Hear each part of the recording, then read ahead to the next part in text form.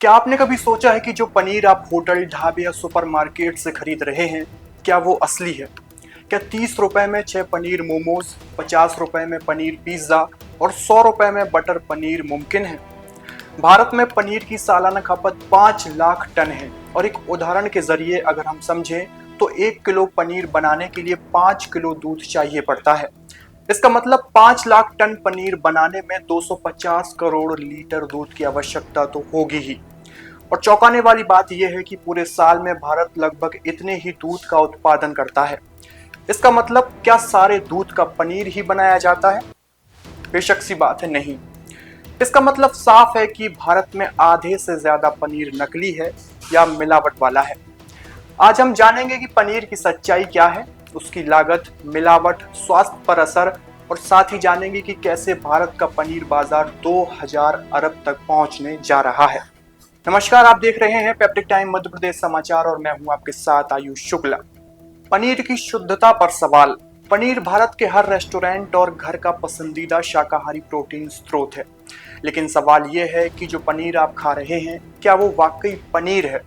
अगर एक उदाहरण के तौर पर हम इसको समझें तो एक महिला ने कहा, मैं घर पर 70 रुपए लीटर का फुल क्रीम दूध लेकर पनीर बनाती हूँ। 5 लीटर दूध से लगभग 1 किलो पनीर बनता है, यानी सिर्फ दूध की लागत ही 350 रुपए पड़ती है। इसमें लेबर, गैस, पैकेजिंग और मुनाफा जोड़े तो कीमत 400 से 450 रुपए होनी चाहिए। तो बाजार में 200-250 रुपए किलो बिकने वाला पनीर कैसे बनता है? उत्तर है नकली पनीर, जिसे एनालॉग पनीर के नाम से भी जाना जाता है, यानी दूध नहीं बल्कि powder milk, Dalda, palm oil, starch और केमिकल से बना दिखने जैसा पनीर। कुछ निम्न गुणवत्ता वाले पनीर में यूरिया, डिटर्जेंट और मैदा तक का इस्तेमाल किया जाता है, जो सीधे आपके किडनी और लीवर को नुकसान पहुंचा सकता है। भारत का पनीर बाजार कैसे इतना बड़ा हुआ, आंकड़े और अफसर के जरिए हम इसको समझेंगे।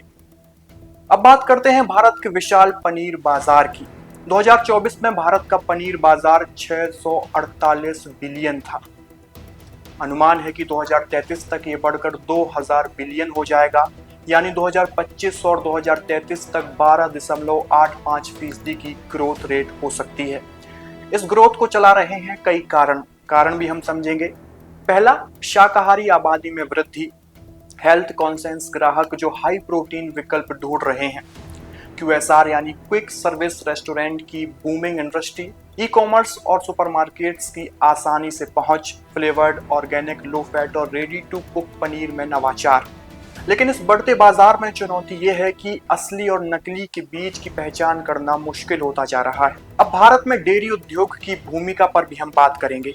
भारत का डेयरी उत्पादन भी तेजी से लगातार अब बढ़ रहा है। 2014 और 15 में दूध उत्पादन 146.3 मिलियन टन था, जो कि अब 2023 और 24 में 239.3 मिलियन तक हो गया है। सरकारी सब्सिडी, आधुनिक फार्मिंग और कोल्ड चेन तकनीकों ने डेयरी सेक्टर को मजबूत किया है। इससे गुणवत्ता वाला दूध उपलब्ध हो रहा है, पर क्या वह पूरी तरह पनीर निर्माण में उपयोग हो रहा है?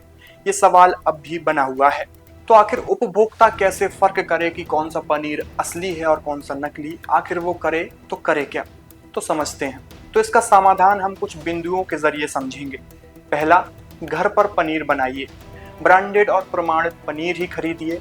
पनीर की बनावट, गंध और स्वाद पर ध्यान दीजिए। रेस्टोरेंट में कच्चा पनीर दिखाने को कहें और बहाने ना माने। आपका हक है कि आप जानें कि आप क्या खा रहे हैं। पनीर सिर्फ एक व्यंजन नहीं है, यह हमारे स्वास्थ्य से जुड़ा एक बड़ा सवाल है। अगर आप जागरूक नहीं होंगे तो बाजार आपको नकली पनीर लगातार बेचता रहेगा।